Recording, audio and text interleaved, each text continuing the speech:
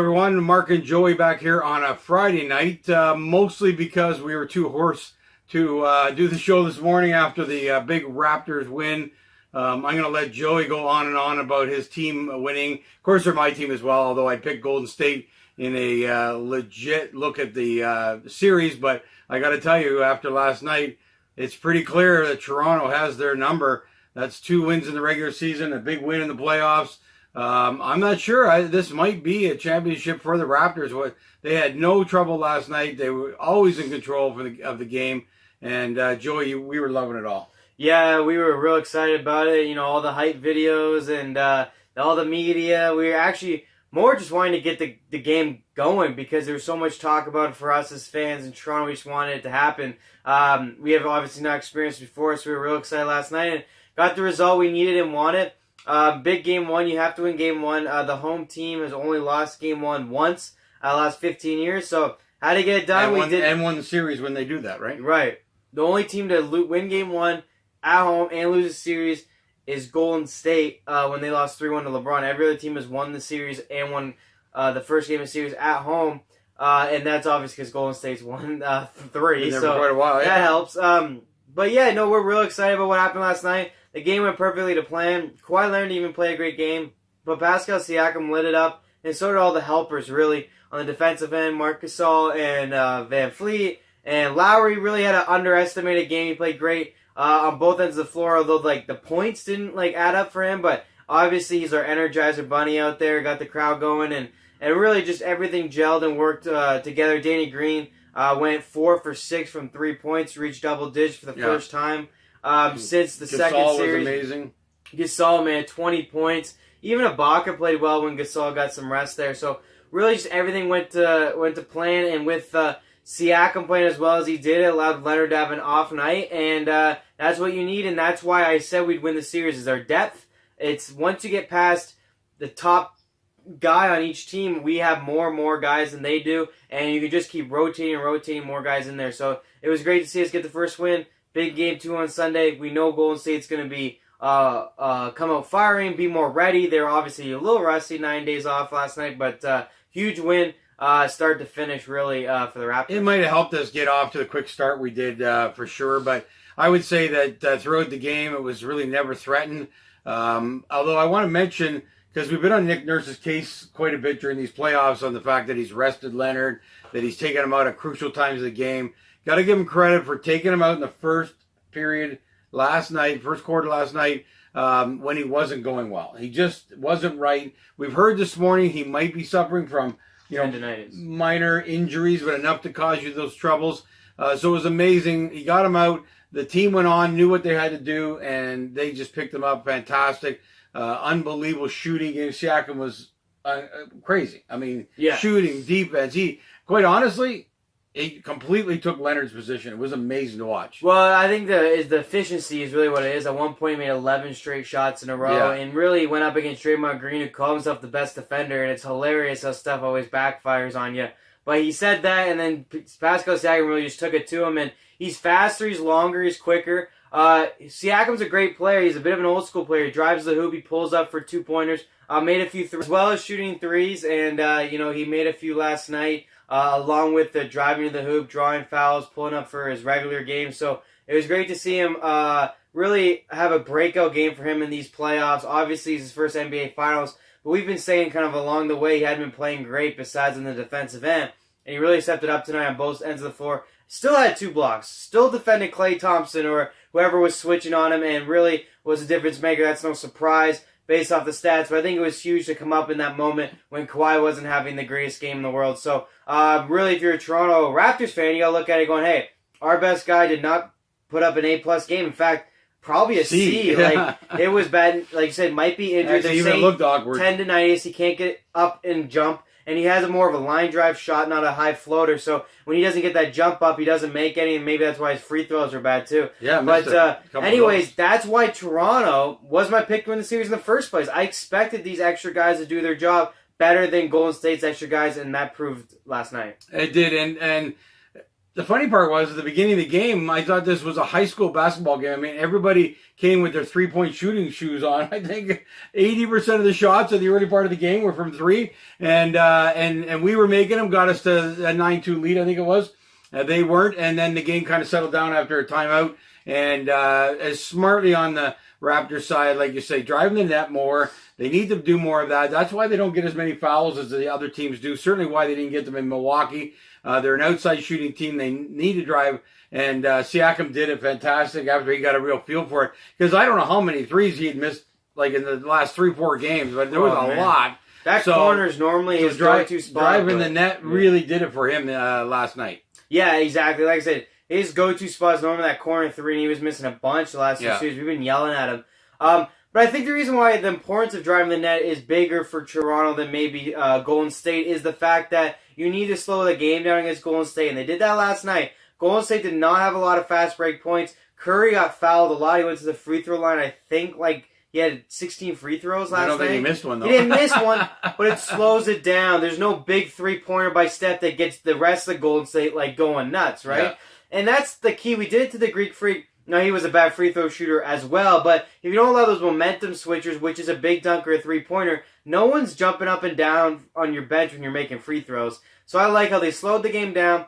Like I said, we got Nick Nurse before, but I feel like he's gotten used to these rotations. He got players doing his job. He's got stuff to work with, and he's using it well.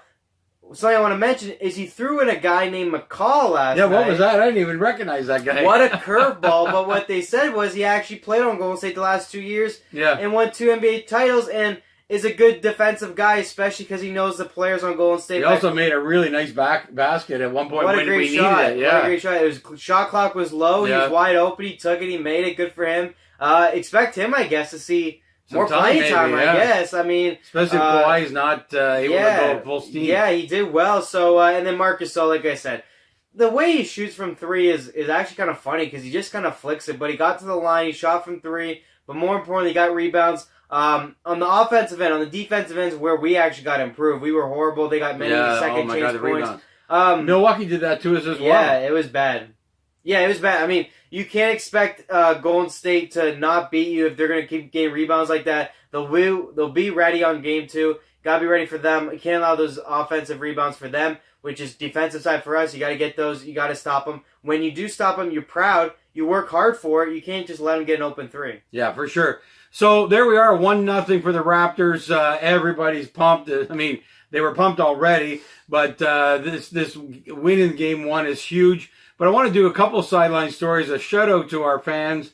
Oh my God, like Jurassic Park has been known. Most people have seen Jurassic Park now. 16 to 20,000 that get outside of the stadium and watch the games like the ones that do inside. But for this final one, 5 different cities opened up a Jurassic Park West, a Jurassic Park East, and they opened up and filled the places. Like 20,000 people in Mississauga, which is a city outside of Toronto, and probably 100,000 in total outdoors watching this game on a big screen.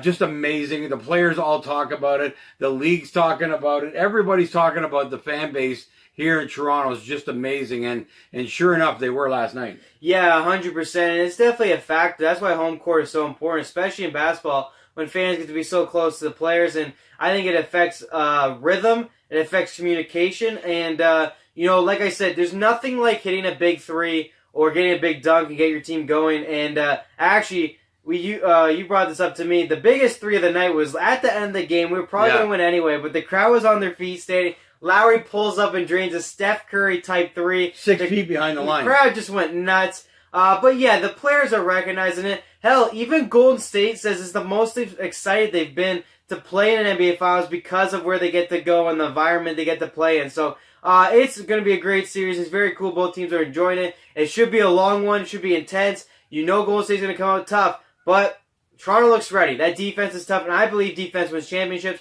Last thing, 2 more things to say. One is Durant, they're saying, will be back probably by game 4. Will the series be out of reach by then? Who knows? Will it be 2-1, and will he come back and be the difference maker? Who knows? But it will definitely bring some storylines, especially by game 4, we'll know where the series is. Either, Golden State's in it, and I feel like if Golden State's up 2-1 or something, and Game 4 hits, they won't bring him back. What they're saying is he can be back for Game 4. I think they'd push him if they lose Game 2. So that could be a storyline there, and maybe have an effect on the offseason as well. Last story, and it's been the story on the internet. Every sports show's talked about it, and that is Drake, the #1 fan in Toronto.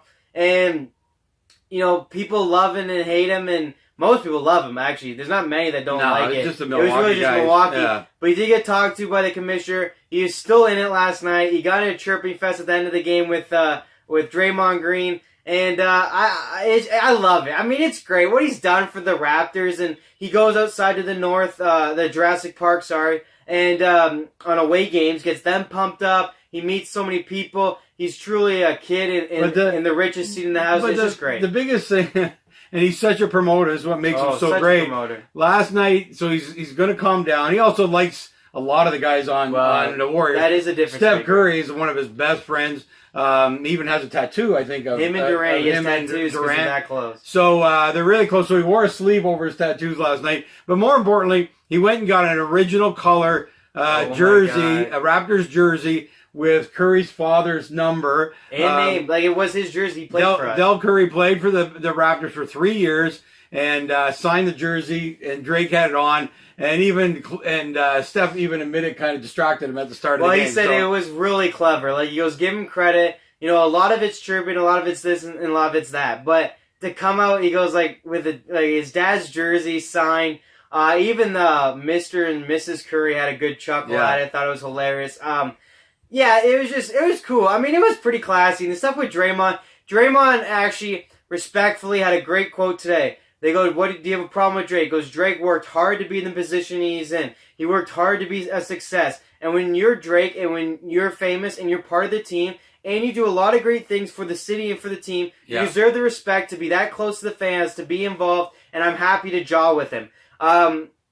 So, that's classy in my mind by Draymond. He understands who he is. He understands that in the end, this is good for basketball. It's fun. It's no other sport. No other sport has this, so it's just really cool. And I think that the biggest thing is he did have the respect of the commissioner to tone it back to a square, essentially, not running left and right and touching coaches, and kept it as a square. But they said, go ahead, say what you want. And and here's the thing, and someone mentioned this today, players go up to him. Yeah. So that shows you how much he matters. Yeah. They listen to his music, they hang out with him, even Draymond hangs out with him. Yeah. But that's how much respect he's garnered, that players go to him to chirp and chat and bar with each other. That's how important he is. But at the end of the day, he's great for Toronto, he's great for the NBA, and everyone talks about it. I love it. It's awesome. And last but not least, and maybe you can touch on this, the lint he got off Steph Curry is up for sale on eBay. Hilarious. He's giving the money to charity. Even Steph Curry's wife is in on it, promoting it. It's on eBay. The username is Draymond Shouldn't Wear 23. It's just the greatest thing ever. And it's currently going for like $126,000. So obviously there's some people with way too much money, and so they can buy that kind of stuff. I don't even know how they make sure it's legit, but I don't think it matters. It's all going to charity. Someone's gone ahead and bid on it because of that. Actually, the person who's leading the bidding, I understand, was the first bid as well, like $50,000 or something. So somebody with enough money is going to give that to charity, which is cool. Again, Drake, thinking of everything promotional, everything he did. Here's the thing, right? When you come down to it, and someone said this at the end of the day, the NBA Finals is going to get on certain networks. It's going to get certain posts. It's going to get as big as it can get. You had Drake. He's #1 trending on Twitter. Yeah. He's provided all these memes. He brings another element that is opening up to more people and honestly making it really feel like a sport and fun and a game instead of this business which most sports become. The NBA has been great at keeping their sport as much as a game as possible and less about business and money and corporate. And a guy like Drake just amplifies that and makes it even better. Like I said, it is awesome. If you go on Facebook and you're a sports guy, you can find nothing but Drake and Curry chatting, Drake and Draymond chatting, this lint thing, like him picking this lint off Steph Curry's, I think it was off his shoulder or something. Like, it is just so cool. But he does it all with respectable class at the end of the day. It's just fun. And, give him credit, man. He's really helped Toronto become what it is. He's helping the NBA right now, as well as just being a fun kid that he is. And it's great to see an adult be able to let loose and have that. And he's earned it, like Draymond said. Give him credit. He's worked hard enough to be in a position to be the ambassador for the Raptors, to have that courtside seat, and to have the respect of the players on both sides. And from the NBA side, Drake's actually bigger than any team. The Any amount player, of people that follow him is bigger than probably any whole team. Skip Bayless said, who's the most important person in that building every night? It's Drake. It's not the players. Yeah. Like, he goes, who's the most famous? It's Drake. Who's the biggest? It's Drake. Like, he's the biggest guy people, even the players talk about. He goes, for real, he's the biggest recorder artist. We have all his songs on our iPods. Now we got to skip a few, and some of them say they won't listen to him during this series, but it's just great at the end of the day. And not many sports, I think that's the difference between. Not many sports really allow that fan, that celebrity who has privileges. Well, let's face it, all the celebrities and all the owners are up in a box in almost every other sport. Right. Like, that's what makes this so unique, what he's able to do, getting close to the action, just amazing. And one last little story that we heard was the fact that Milwaukee had stopped playing Drake's songs during the series. As soon as the series was over, they let him know that they were replaying it because they lost revenue when they weren't playing his music. So Oakland's done that too. Oakland has banned Drake's music, so we'll see what happens. The players say they won't ban Drake's music unless it's a slow song and doesn't pump them up. Then they'll skip those ones. But another quick fact, there's a massive billboard of Kawhi Leonard with New Balance in Oakland. So it should be really cool. Hopefully this series goes 6 or 7 games. It provides a series we'll never forget, that's for sure. It's going to be talked about for a long time. Obviously, Canadian team, but obviously this Drake stuff. And it will either be the dominance of Golden State going for 3 in a row, which is record tying, or a team outside the America winning the NBA Finals, which would be our city, Toronto. And trust me, we'd be so proud. And the parade would be something you've never seen before. Yeah, there's just no doubt about it. And on top of that, if you're coming to town or can get to town, you're probably going to, now it's going to go 5 minimum. So we're going to see another game back here, 3 games. So, you want to be in a position of getting to Toronto to experience something you would never experience in your whole life. You need to come. We have buildings in Toronto with Kawhi murals on them, 3 of them. The whole team. It's unbelievable. And now, the starting 5 now is one of them. They're changing them even on a regular basis. Like, these artists are incredible. I've seen them. They're amazing. They're amazing. So if you do get a chance to come to Toronto, even if you can't get tickets, and by the way, we recommend you don't buy tickets because they're going for like $20,000 for a front row seat. Just go to Jurassic Park. Just go to one of the city ones. You'll have as much fun. See the game on a big screen TV. Experience what's going on here in Toronto because you'll never probably see it again. Because even if we win this time, there'll be a bit of a hangover of having been a champion. This is an emotion of a first time ever. You'll always see Jurassic Park, and now teams are creating their own Jurassic Park. But the extra parts, the numbers, the extra Jurassic Parks. So we have one across country to watch our sport because this team represents Canada, Vancouver, not Toronto. Yeah. And it's just great to see. And you're right, it's a one-time thing because guess what? You only make your first NBA Finals one time. That's right. And so after this, we'll already be champions, or at least the expectations will be less. The emotion will be a little less.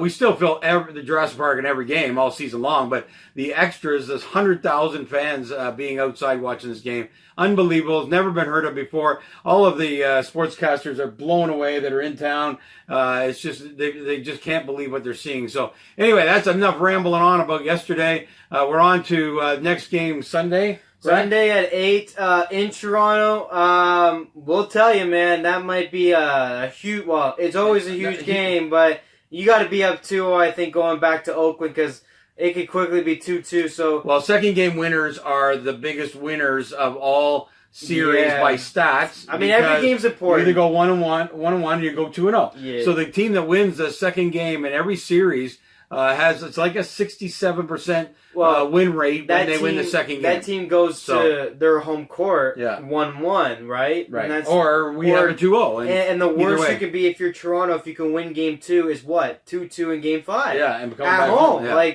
So really, you're right. But every game's important. But this one, now that you've gotten game 1, it's hard to say, well, now this one's the most important because every game's important. It just always is. In the stats, it's always the most important game. Number 2 does it, man. And you got to defend home court against Golden State. Golden State would have to win a game on the road at some point throughout the series to obviously win the series. Yeah. So don't let that be game 2, because if you give them this early, I feel like that's danger for the Raptors. You still got to beat them up, play the same way, you're good to go. So we're going to be back on Sunday morning because we'll see what injuries. Leonard obviously a concern for us.